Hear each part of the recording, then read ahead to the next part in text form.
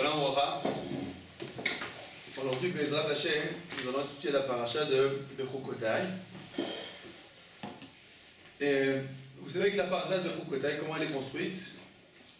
Il y a deux parties. La première partie de la paracha, c'est les bénédictions. Si vous faites mes préceptes, mes lois, alors vous serez bénis, tout ira très très bien dans le meilleur des mondes. Deuxième partie de la paracha, si vous ne faites pas ce que je vous ai dit de faire, alors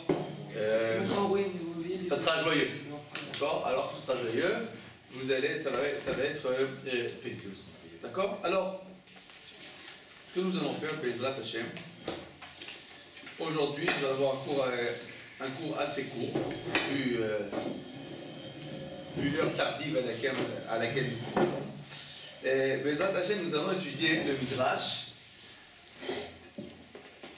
sur un passouk de la paracha, le premier passouk. Le passouk nous dit la chose suivante: Im bechukotai telechu, umishpatai tishmeru, mitzvotai tishmeru, va'asitem otam. Donc, si vous gardez Im bechukotai telechu, comment vous traduirez bechukotai telechu? Si vous gardez mes lois. D'accord. Maintenant, j'aimerais vous poser une question. Comment on dit en hébreu, garder les lois?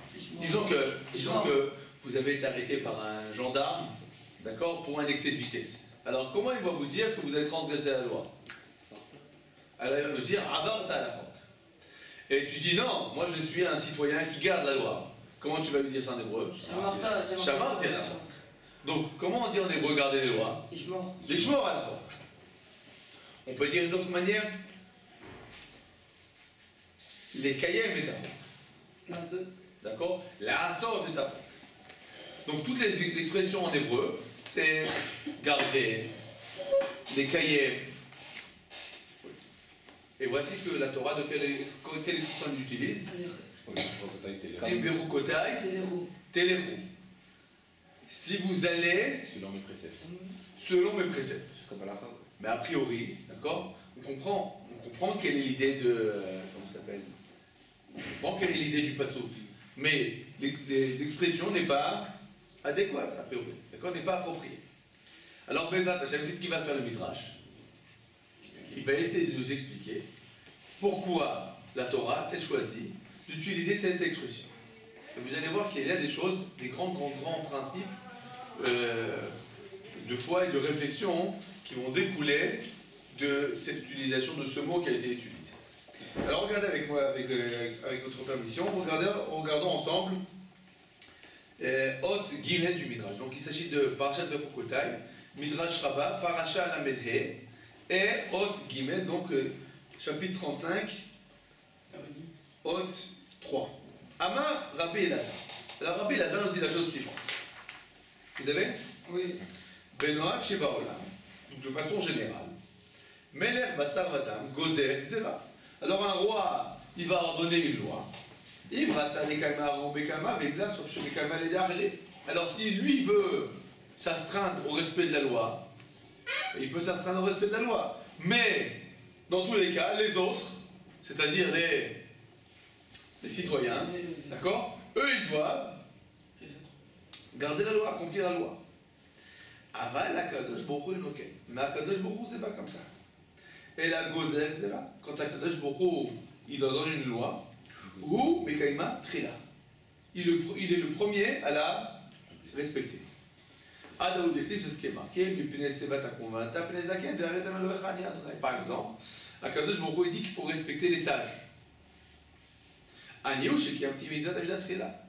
Et voici qu'Akadosh Baruch Hu il a lui-même respecté les sages, puisque le passouk nous dit dans Parashat Vayera que Akadosh Baruch Hu était debout pour Abraham. Im bechukotai telechu. C'est ce qui est marqué. Im bechukotai telechu. D'accord? Voilà, c'est ce que nous dit le Midrash. Essayons de comprendre ensemble pourquoi, de façon générale, un roi qui donne une loi, il l'accomplit ou il ne l'accomplit pas. Il est au-dessus de la loi. Le roi est au-dessus de la loi. Pourquoi le roi est au-dessus de la loi? Parce que que c'est lui qui la décrète, alors il dit je suis au-dessus. Pourquoi? Parce qu'il connaît les conséquences négatives peut-être. Certains points négatifs de sa loi. Il dit je ne suis pas touché par ce problème. faut ça. Il est malhonnête s'il le fait pas. Pourquoi il est malhonnête? Il dit, la police, elle te dit, tout le monde doit garder à 100 km/h, et la police, elle peut faire du 120. Mais c'est exceptionnel pour attraper un voleur, ils le font pas. Et exceptionnellement, j'ai le droit de faire du 120? Non, parce qu'il faut des lois pour encadrer. Ouais. Voilà. Vous dites en fait, regardez, pourquoi on fait des lois dans un pays? Tout simplement. Parce qu'il faut qu'il y ait un certain ordre. Il ne faut pas qu'il y ait une anarchie. D'accord? Maintenant, les lois, leur but, c'est finalement d'établir un certain ordre. À partir de ce moment-là où le but des lois est d'établir un certain ordre, alors il y a celui qui est au-dessus de l'ordre. Qui c'est qui est au-dessus de l'ordre? Ben, le roi. D'accord? Le roi est au-dessus de l'ordre. Maintenant, il s'agit de lois donc, qui sont des lois qui sont... leur but, c'est quoi? C'est d'établir de l'ordre. Mais s'il s'agit d'une loi qui est morale, une loi morale, est-ce que le roi y est astreint? Oui. Oui, pourquoi? Parce que c'est moral. Parce que c'est moral, c'est pas une question d'ordre. Alors, si la Torah nous dit que tous les préceptes de la Torah, que beaucoup les accomplit, qu'est-ce que ça veut dire? Parce que là, il y a la morale dans chaque loi. Que ça veut dire qu'en fait, que tous les principes de la Torah, ce sont des principes qui sont, que les mitzvot de la Torah, elles sont vraies de par elles-mêmes. Il ne s'agit pas d'organiser un ordre. C'est pas qu'on veut que tous les juifs, ils allument donc une médora, comment ça s'appelle, un feu en même temps, parce que c'est plus pratique pour les sapeurs-pompiers. Donc on a choisi qu'on va faire par exemple la Messe Gimel Baomer, on va faire des feux de camp, comme ça les pompiers ils savent que voilà, il y a un jour par an. C'est ça le but? C'est pas ça le but. D'accord? On fait ça la Messe Gimel parce que il y a une raison spécifique de le faire la Messe Gimel. D'accord? Chaque chose, en fait, toutes les lois de la Torah c'est comme ça. On les fait à un moment, les lois ont été établies, pas pour régir un ordre humain, mais pour nous transmettre les valeurs absolues que même Akadosh Baruch Hu, il les garde. On est d'accord? C'est ce qui est marqué dans le Midrash. Donc il nous dit Akadosh Baruch Hu, c'est pas comme un roi normal. Lui, les lois qu'il nous donne à faire, il les fait lui-même. Par exemple, la Gemara nous dit que Akadosh Baruch Hu porte les tefilines. Évidemment, Akadosh Baruch Hu n'a pas de tête pour porter des tefilines qui sont faits en cuir, etc. etc. Mais l'idée que la Gemara va nous dire, en fait, c'est quoi? Ne crois pas que les tefilines, c'est quelque chose, on va dire, pour que tous les juifs aient la même tête quand ils font la tefila. On aurait pu faire autrement. Non, il y a quelque chose dans les tefilines qui est une vérité absolue, que dans le principe, si Akadosh Baruch Hu, il avait un corps, lui aussi, il aurait porté des tefilines. D'accord? Très bien. Quel rapport avec notre paracha? Ça, c'est le Midrash. Très bien. Mais le Midrash, comment il termine? Im bechukotai telechu. Parce qu'en gros, c'est pour aimer la mitzvah. Hein? Parce que des fois, moi j'ai lu dans un rapport qui dit que des fois, j'ai remarqué que quand certaines fois on fait des mitzvot, mais genre, on fait la mitzvah parce qu'on est obligé de la faire. Par exemple, je sais pas, il y a des gens, n'importe qui, on lui met les téfilines parce que par exemple, son père il lui dit il faut mettre les téfilines le matin. Mais il comprend pas en réalité le vrai sens de la mitzvah. Et c'est ça le problème, c'est que des fois il y a beaucoup de mitzvot, on fait comme ça, stam parce que c'est obligé selon la Torah, et on n'aime pas le sens. On n'est pas forcément. Donc d'abord, on comprend forcément le sens de la mitzvah. Donc dès qu'on aime la mitzvah, dès qu'on comprend le vrai lignage de la mitzvah, donc ça va nous permettre de l'aimer, et grâce à cela, on va pouvoir l'accomplir. Ce que tu dis est vrai, c'est que plus on comprend la mitzvah, plus on est lié à la mitzvah. Mais si tu veux, là, la Gemara, elle n'est pas en train de nous dire qu'il faut comprendre la mitzvah ou pas. Le Midrash n'est pas en train de nous dire qu'il faut comprendre la mitzvah ou pas la mitzvah. Le Midrash il nous dit Akadosh Baruch Hu lui-même il fait les mitzvot. Le fait qu'Akadosh Baruch Hu il fait les mêmes mitzvot nous oblige d'une certaine façon à faire les mitzvot. On pourrait dire de la façon que le roi il fait pas les mitzvot, c'est-à-dire qu'il fait pas tout. On pourrait certainement dire que comme lui il les fait pas, nous aussi on est certaines légitimité. On est d'accord. Donc il faut faire les mitzvot parce que Akadosh Baruch Hu il les fait. On est d'accord. Mais quel rapport avec le passo? Parce que t'es les roues. On le suit. On le suit. C'est quand la Torah nous a dit, la question qu'on avait posée c'était quoi? C'est pourquoi il y a marqué Téléchou. On aurait dû dire Tishmeru. Et la Gemara, qu'est-ce qu'il nous dit le Midrash en fait? Akadosh Baruch Hu il nous dit en fait, comme les Mefakdim à l'armée d'Israël, Aharai, venez après moi. Venez après moi. Ça veut dire quoi venez après moi? Suivez-moi. Je suis Je donne l'exemple, suivez-moi. Et donc quand la Torah nous dit, vous allez aller dans le chemin de mes lois, qu'est-ce qu'elle veut dire la Torah en fait? Moi je fais les lois, et vous suivez le chemin. Donc dans cette expression de Téléchou, la Torah nous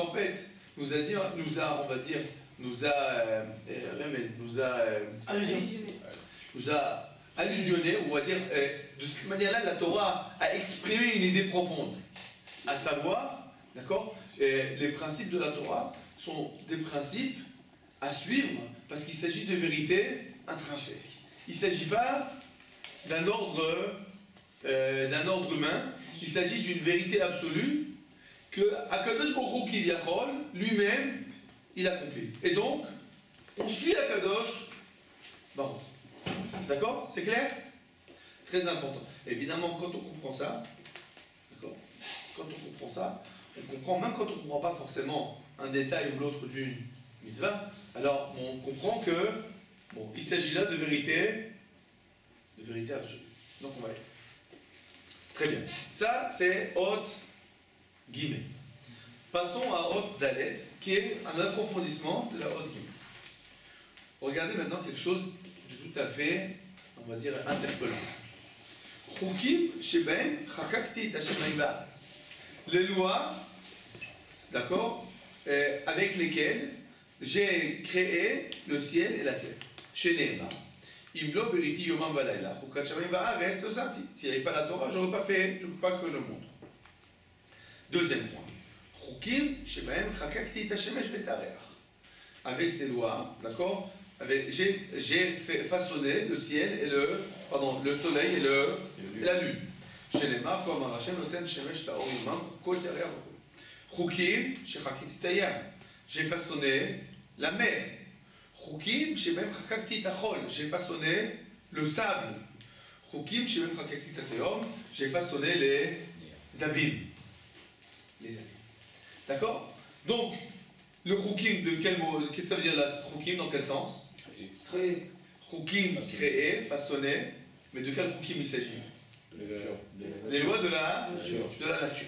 D'accord? Quel rapport avec notre paracha? Pourquoi le Midrash, il vient, il nous dit, d'accord, ce sont les lois de la nature. Parce que Dieu a fait des lois, et en fait, ensuite, ils ont suivi genre, la nature. C'est comme un état pour les hommes. Donc, comme Hachem nous fait une loi, on doit le suivre. Même chose, Hachem a créé des lois, et quand tu lèves des animaux à la nature, en gros, elle a suivi ce que Hachem a créé. Elle a suivi les lois que Kadosh Baruch Hu il a créées. C'est vrai. C'est vrai, d'accord. Je pense qu'il y a quelque chose d'autre encore quand même. Peut-être qu'il veut Hachem qu'on suive les lois de la nature. Avant de veut qu'on suive les lois de la nature. C'est vrai aussi. Non, que les lois d'Akadosh Baruch Hu, elles entourent toute la nature, elles entourent... Les lois d'Akadosh Baruch Hu entourent la nature aussi. C'est vrai aussi. C'est-à-dire que jamais il y aura de contradiction entre la nature. Il n'y aura jamais de contradiction entre les lois de la nature et les lois d'Akadosh Baruch Hu. C'est vrai aussi. Je suis d'accord avec tout ce que vous dites. D'accord? Peut-être qu'on va ajouter un point. Donc, tout ce que vous dites, c'est vrai, d'accord? On va rien qu'ajouter un point, je pense, qui est important à bien comprendre.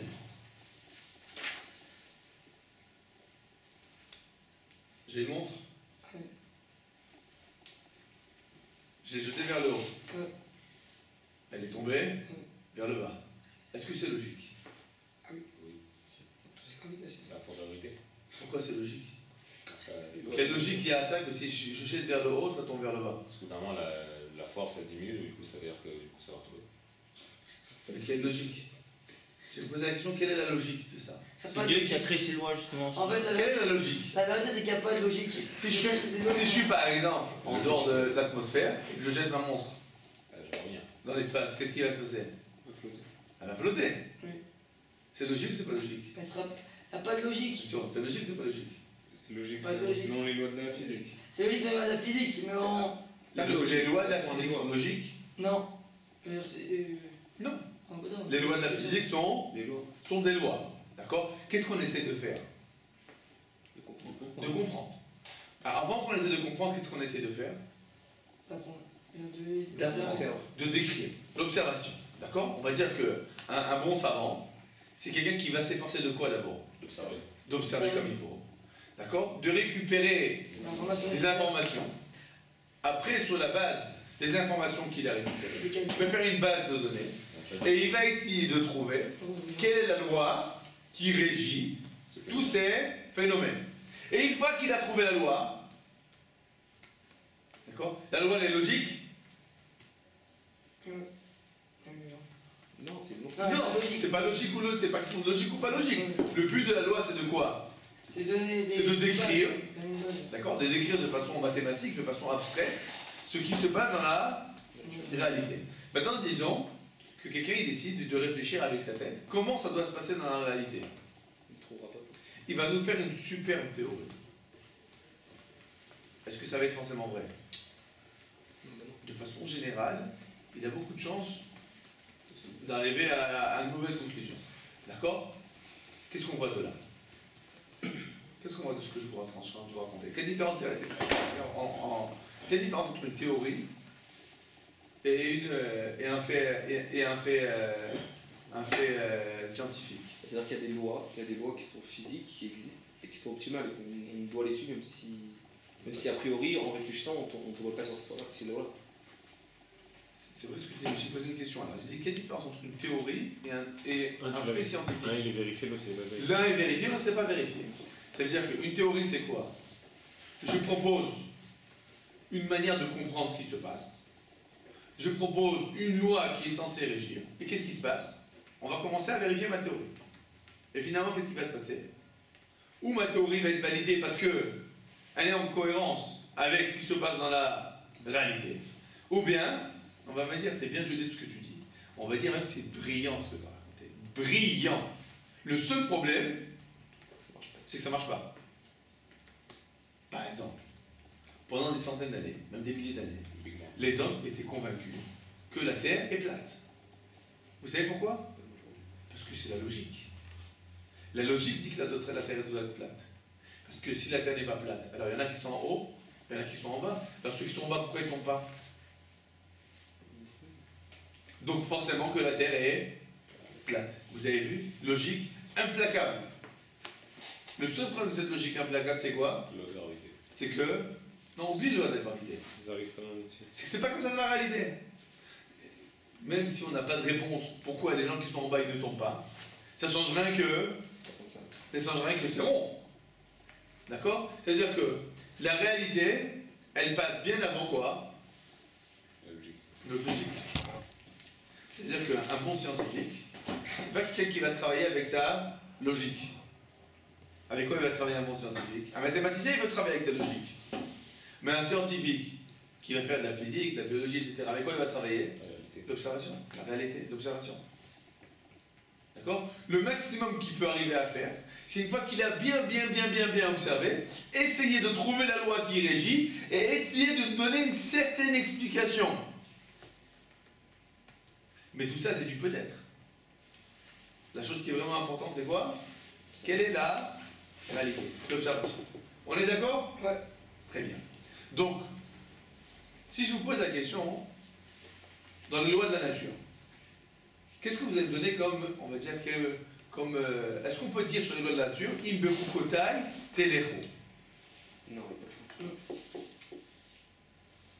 de choix. Oubliez ce machin, on n'a pas le choix. Berukotai Telecho. Téléphone, on peut pas dire. Réfléchissez bien. Je comprends pas la question. Je vais expliquer. Les lois de la nature, véritablement, qu'est-ce qu'on fait Telecho? On les suit. C'est-à-dire que les lois de la nature, on n'essaie pas de les diriger. On n'essaie pas de réfléchir. On n'essaie pas d'inventer. On essaie avant tout de quoi? Télécrou. Ça veut dire que je les suis à la trace. Je vois ce qui se passe. Et on va dire, j'essaie le plus possible, on va dire, d'être proche de la nature pour comprendre ce qui se passe.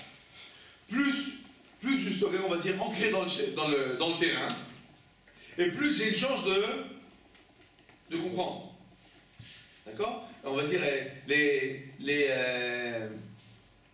laboratoires de pensée, c'est bien joli, mais ça ne vaudra jamais un bon laboratoire en pratique. Pourquoi?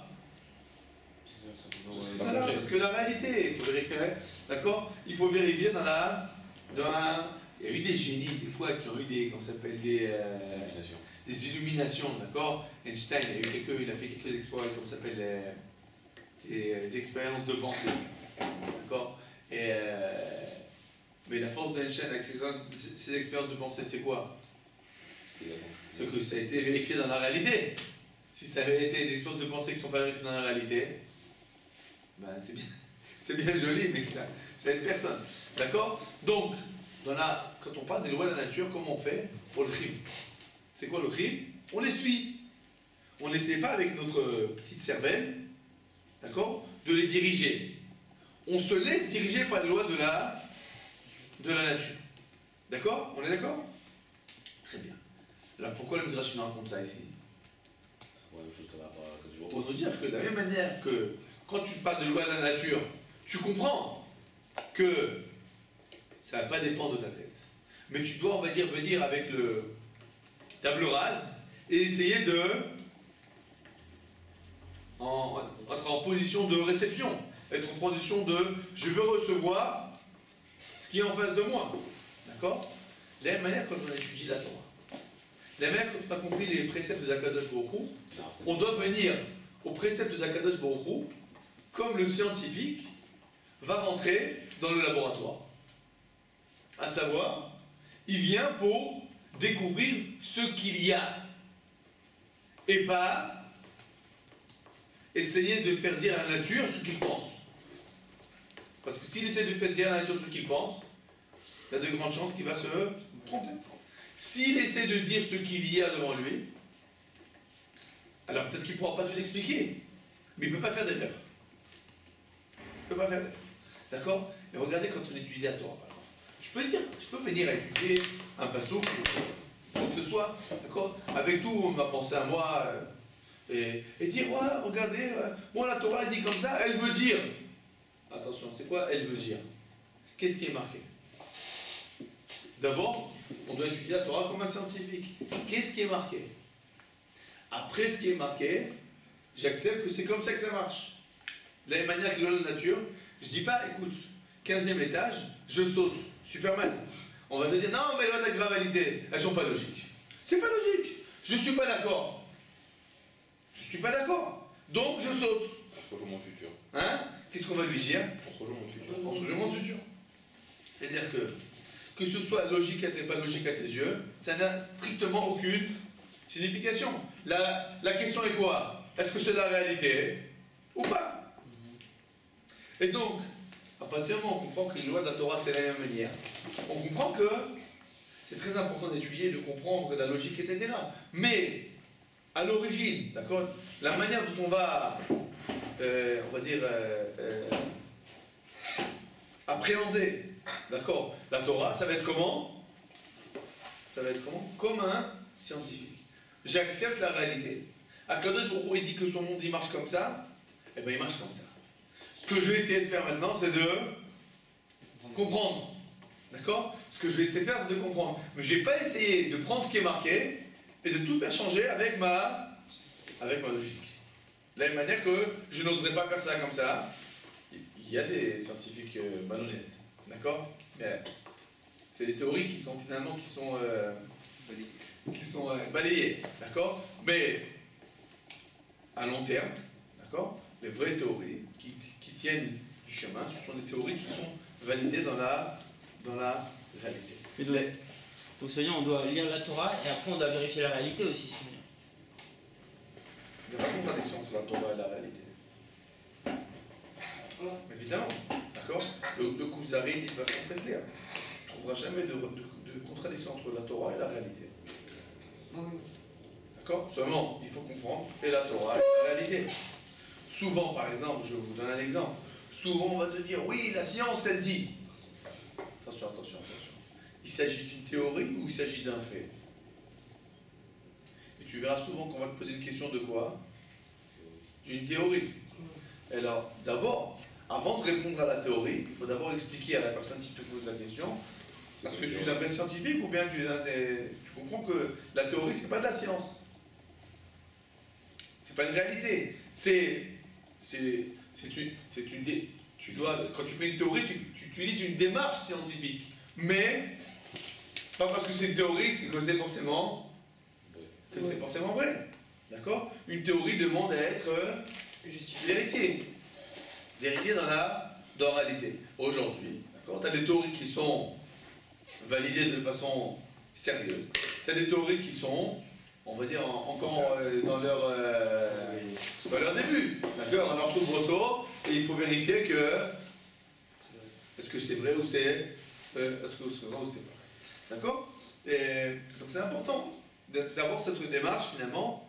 Quand la Torah nous dit elle nous dit en fait, et il y a une démarche scientifique quand vous étudiez la Torah. Et le rabbin, quand ça s'appelle dans les shivot de Brisk, il disait quand on étudie, tu dis Rohim. C'est quoi Rohim? Je vois, voilà, je vois ce qui est marqué. Ça veut dire, j'explique rien, pour le moment rien que je vois. C'est marqué comme ça dans la Gemara. Bon, c'est marqué comme ça, donc c'est comme ça, c'est la loi. Bon, maintenant il faut que j'essaye de comprendre. Mais d'abord, je vois qu'est-ce qui est marqué.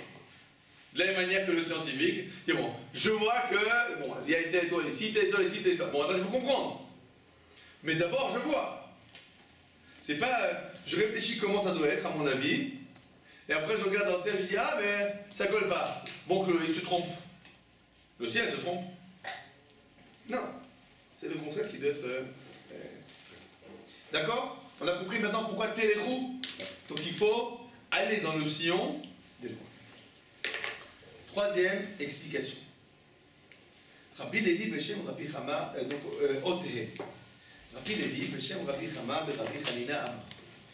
Kim Shem Kim Aliyet Tzerara.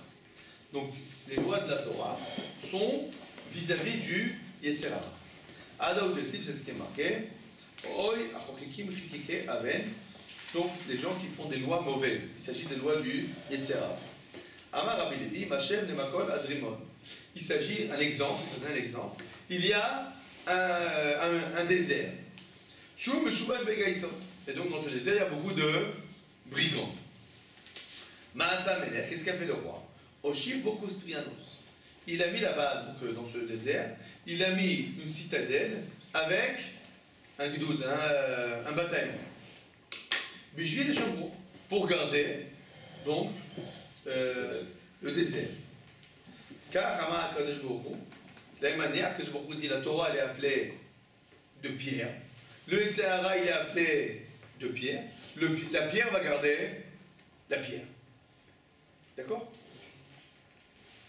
A priori, Pas très clair. pas très clair. On va dire qu'il y a deux questions qui se soulèvent quand on dit ce midrash. Première question. Quel rapport avec le désert? D'accord. On va dire comprendre le machal. Qu'est-ce qu'il veut nous dire le machal? Quel rapport avec le Sahara? Pourquoi le Yetzirah, il est appelé de pierre? D'accord? Finalement, on dit le Yetzirah, il est appelé de pierre, c'est un chok, le Yetzirah. De la même manière que la Torah, c'est un chok, de la pierre. Donc pourquoi le Yetzirah, il est considéré comme un chok, comme une loi? Donc le Yetzirah est une loi, au même titre que la Torah est une loi. D'accord? Peut-être qu'on va commencer par ça. Pourquoi le Yetzirah est appelé une loi, de la même manière que la Torah est appelée une loi? Je vais vous dire une Gemara, on va dire a priori choquante, mais qui est très très profonde. La Gemara dans Shabbat 152, page 152, elle nous dit la chose suivante. À quoi ressemble une femme? Une femme ressemble à une jarre remplie d'excréments et de sang. Mais tout le monde lui court après. Il ne s'agit pas d'une Gemara misogyne, mais il s'agit d'une Gemara très très profonde. Qu'est-ce que la Gemara veut nous dire? Nous sommes tous d'accord que le plus grand Yetzer, c'est quoi? Le Yetzer d'Arrêt, donc les relations interdites. Et la Gemara nous dit, mais à quoi ça ressemble une femme? C'est une outre remplie d'excréments et de sang. C'est-à-dire que je prends un corps humain, je l'ouvre, qu'est-ce qu'il y a dedans? Des viscères, du sang, des muscles. Bon. Si je te montre ça sur un étalage, tu vibres, tu cours, De rien. rien du tout. C'est rien de, on va dire, rien d'excitant, rien d'attirant. Mais malgré cela, les hommes courent après les femmes. de la même manière que les femmes courent après les hommes. D'accord? Qu'est-ce que ça veut dire? La Gemara veut nous dire quelque chose de très important. Elle veut nous dire en fait, est-ce que c'est logique le Yetzirah? C'est pas logique. Si maintenant je te parle de façon raisonnée, tu te dis, mais après quoi tu cours? Mais c'est quoi? C'est un bout de chair. À quoi tu cours? C'est un être humain. Des chairs, des os, des viscères, des excréments, du sang, de l'eau. Après quoi tu cours? Quelle va être la réponse? On va pas chercher son nom. C'est pas la réalité? Il faut que je fasse la mise à me marier. C'est la réalité ou c'est pas la réalité? On voit pas cette réalité. Ouais, mais si Tu on vois pas cette réalité? Tu vois pas des os, du chair, du sang? pas grave, On était obligé d'avoir ça, je pense, grave. sinon on n'aurait pas l'attirance pour pouvoir reproduire. On n'aurait pas attirance pour se reproduire. D'accord, mais moi je t'ai posé la question de la logique. De quoi, la logique de quoi? C'est une femme, voilà, C'est pas logique, votre ça fait au-dessus de la logique, c'est pas logique. C'est pas question de logique. Qu'est-ce que tu vois en fait? Que le Sahara c'est quoi? Non logique. C'est Non logique. C'est pas non logique. C'est une loi. Le Sahara, c'est une loi. De la même manière qu'il y a les lois de la nature, ben, il y a une loi qui s'appelle libido, qui fait qu'il y a une pulsion qui pousse l'homme à rechercher la femme, ou la femme à rechercher Pour se l'homme. marier. Hein? Pour se marier. Il y a une raison, etc. Kadosh Baruch Hu, il a fait ça pour rien. Il n'a pas fait ça pour rien. Mais ce que la Gemara veut nous dire en fait, qu'est-ce qu'elle veut nous dire la Gemara? Elle veut nous dire, regarde, si les hommes ils courent après les femmes, c'est pas une question, c'est pas quelque chose de logique. C'est parce qu'il y a quelque chose qui est plus fort que la logique. Il y a quelque chose qui est au-delà de la logique. C'est quoi qui est au-delà de la logique? Eh bien, une certaine loi naturelle qui pousse l'homme à être attiré par la femme. Malgré que, si je lui posais de passion intellectuellement, par quoi tu es attiré, il est incapable d'expliquer, mais bon, mais c'est un bout de chair. C'est du sang et des os. On est d'accord? Donc le Yetzer, c'est quoi en fait? Les pulsions du Yetzer, c'est quoi en fait? Ce sont des lois, des lois naturelles. Derrière, j'ai une question à vous poser. Est-ce que quelqu'un, par la force de la philosophie, peut-il atténuer ces lois naturelles? C'est-à-dire? Est-ce que quelqu'un, avec la force de la philosophie ou de la réflexion, peut atténuer ces lois naturelles? Extrêmement difficile. C'est-à-dire que tu vas des fois entendre même des gens, philosophes, médecins, des juges, etc. Et tu vas te rendre compte qu'en fait, avec toute leur intellectuelle, ils ne sont pas capables, d'accord, de tenir le coup vis-à-vis du Yetzirah. Vis-à-vis du Yetzirah. D'accord? Tu entends on va dire, les plus grandes sommités intellectuelles qui se comportent comme les derniers gueux. Pourquoi? Parce qu'il ne s'agit pas ici du domaine de l'intellect. Quel est le moyen de contrer les Yetzirah? Une autre pierre. Une autre pierre. C'est-à-dire que si tu veux, on va dire, contrer cette loi naturelle, il te faut une autre loi. Quelle est l'autre loi? La loi de 3. C'est logique ou c'est pas logique? C'est pas logique non plus. D'accord? C'est pas logique. C'est-à-dire que tu as une loi qui va contre une autre loi. D'accord? C'est pas logique que cette loi-là contre cette autre loi. Alors comment ça marche? Et là, le Midrash nous ramène à un machal.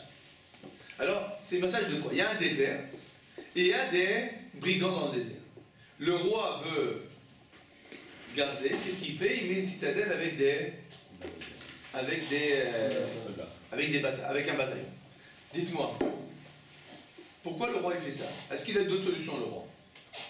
Bah, il peut les laisser tranquilles, parce qu'ils sont un désert. Il peut laisser tranquille. Alors pourquoi il agit, le roi? Non, Bonne question. non, mais dans les citadelles, c'est la seule façon d'être sûr qu'ils ne reviennent pas. Il pourrait juste les chasser, mais après, ils reviendront. Il pourrait les chasser, reviendront. Vous avez parlé de deux questions différentes. Mais on vient de commencer par cette question qui est une question importante. Là, on va passer à ta question après, qui est aussi une question importante. Première question. Alors, peut-être qu'il ne ferait rien. Pourquoi il ne fait pas rien, le roi? Il doit faire quelque chose. Pourquoi il doit faire quelque chose? Ça l'embête. Pourquoi ça l'embête? Les gens, ils passent pas leur voie par là. Ah, le problème c'est quoi? C'est que le désert, d'accord? C'est aussi un passage. Donc les gens ils ont besoin de passer par le désert, mais quand ils sont dans le désert, qu'est-ce qui se passe? Ils sont braqués. Mais ils se font braquer. Donc il a un problème, le roi. Bon, alors maintenant ta question à toi. Je dis, si on met une citadelle, au moins, c'est sûr qu'ils ne reviennent pas. Ça permet de garder tout le temps. Qu'est-ce qu'il fait pas, le roi? A priori, il devrait avoir une autre solution. Il pourrait les chasser, après, Il pourrait essayer de les chasser. leur faire la guerre. Pourquoi il leur fait pas la guerre? Parce qu'après, il faut revenir. Pourquoi il n'y a pas la guerre? Tout simplement parce qu'il s'agit de quoi? Il s'agit du désert. Qu'est-ce qu'il y a dans le désert? Hein, il y a plein de planques. D'accord? En fait, c'est quoi le désert? C'est la guerre de guérilla. C'est la guérilla. Parce qu'on peut faire la guerre. Là, on peut faire la guerre avec. Ce que c'est la guérilla? Hein, d'accord? Les guérillas, c'est des petits groupes. D'accord? Quand il y a une armée qui vient attaquer une armée, qu'est-ce qui se passe? C'est bon, tout est clair. Mais quand il s'agit d'une armée contre des petits groupes, non, c'est pas que c'est une guérilla civile. Ça devient très difficile pour une armée d'attaquer des petits groupes. Pourquoi? Parce qu'ils se dispersent, ils se cachent, etc. C'est pas comme une armée qui vient sur le champ de bataille, là vis-à-vis d'eux. Donc qu'est-ce qu'il fait le roi? Il comprend que quoi? Leur faire la guerre, ça sert à rien. Alors qu'est-ce qu'il va faire? Non, il n'a pas les effrayés. Qu'est-ce qu'il va faire? Il va protéger. Il va protéger quoi? Dans les différents endroits. Les différents endroits? Les gens qui passent, qu'est-ce qu'il va faire? En fait, il va garder la route. Il va dire, garder le désert, aucun intérêt. Faire la guerre au désert, aucun intérêt. Qu'est-ce que je vais faire? Je garde là. Qu'est-ce que je fais? Je mets une tour de contrôle qui va regarder le passage. Je peux raconter, il y a de cela plus de 20 ans, quand à l'époque on avait encore Gush Katif. D'accord, il y avait une fois j'étais Khayal et on devait garder le Yishuv de Kfar Darom.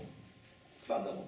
Donc Kfar Darom était un Yishuv esselé, et donc en plein milieu de Haza. Bon, tu peux garder Haza, même ça, elle ne peut pas garder Haza. D'accord. Et qu'est-ce qu'on faisait? Non? Garde la route. On gardait la route. On gardait la route. À partir du moment où tu gardes la route, donc qu'est-ce qui se passe? Les citoyens, ils peuvent aller tranquillement parce que la route, elle est gardée. Maintenant, garder toutes les villes qui sont autour, impossible. Qu'est-ce que tu gardes? Tu gardes la route. Donc qu'est-ce qu'il fait notre cher roi? Il a fait une route et il garde la route.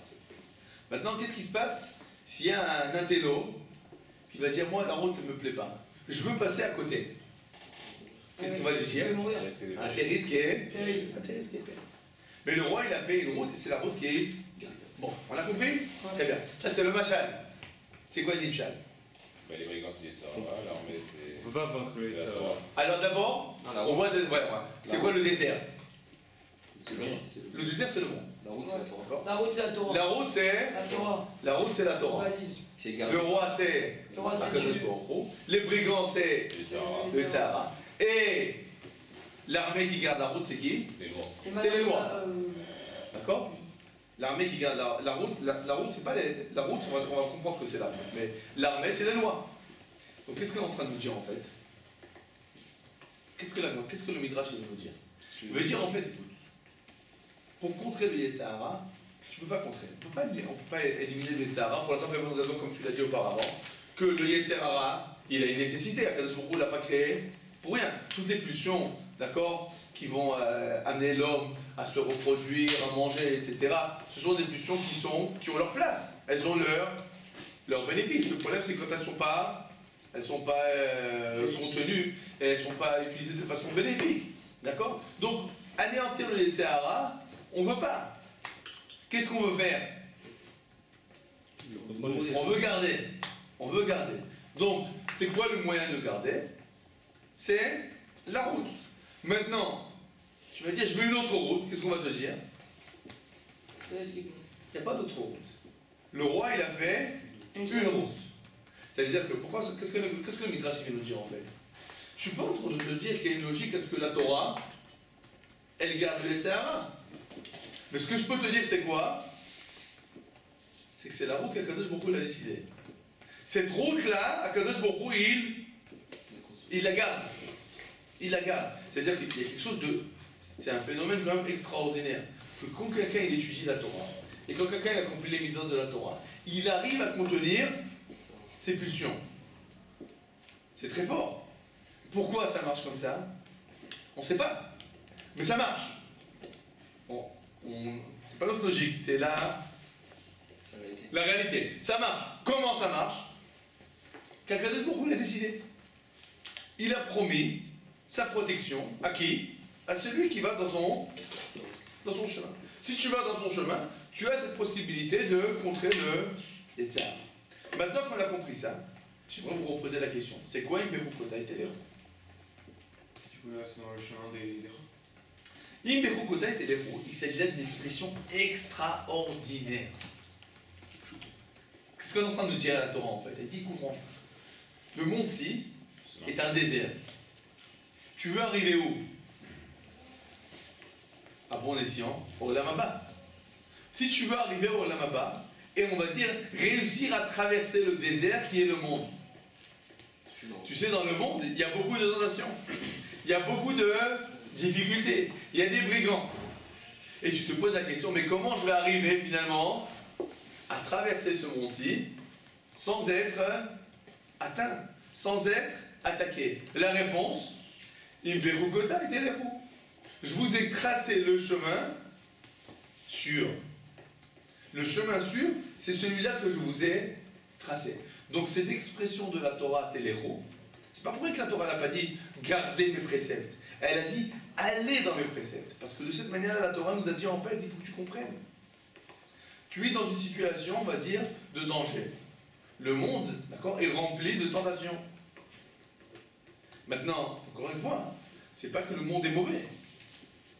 Le monde n'est pas mauvais. Le monde est extraordinaire. Beaucoup d'amis dans ce monde-ci pour en profiter. Mais il faut savoir comment profiter. Pour savoir comment profiter, qu'est-ce qu'il faut? Il faut aller dans le bon chemin. C'est quoi le bon chemin? Im Bechukotai Telechu. D'accord? Donc finalement, cette expression de Telechu qui a été utilisée par la Torah, d'accord, elle renferme, on va dire, trois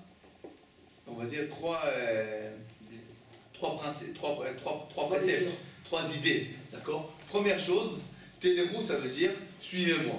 Akadosh Baruch Hu nous dit suivez-moi. Il s'agit de vérité absolue. Deuxièmement, ce sont des lois à suivre, à savoir, n'essayez pas de juger la Torah avec votre logique. Étudiez la Torah, jugez la Torah comme vous jugez la science, à savoir, d'abord comprendre ce qui est en face de soi, et ensuite, d'abord voir ce qui est en face de soi, et ensuite essayer de comprendre. Mais d'abord accepter la réalité. Troisième point, la Torah nous dit après, vous allez dans les chemins, pour nous dire en fait qu'il faut comprendre que pour être capable de s'opposer au Yetzer Hara, nous avons besoin d'une garde. Nous ne sommes pas capables, en tant qu'être humain de chair et d'os, de nous opposer à la force du Yetzer Hara, qui est comme une pierre, à savoir vieux comme le monde et dur comme un roc. Si tu veux être capable d'être gardé du Yetzer Hara, il faut quelque chose qui soit aussi dur comme la pierre, d'accord, et vieux comme le monde, à savoir le chemin qu'Akadosh Baruch Hu a choisi de garder, a choisi de tracer devant l'être humain, à savoir le chemin de la Torah. Nous voyons là comment le Midrash, d'accord, utilise un petit mot de rien du tout. C'est même pas qu'un petit mot, c'est l'utilisation d'un mot à la place de l'autre, et qui nous dévoile comment cette utilisation d'un mot, d'accord, elle, en fait, elle vient exprimer toute une optique de vie. Je pense qu'il s'agit là de choses extraordinaires. Bon, on va donner à l'air là. Amen.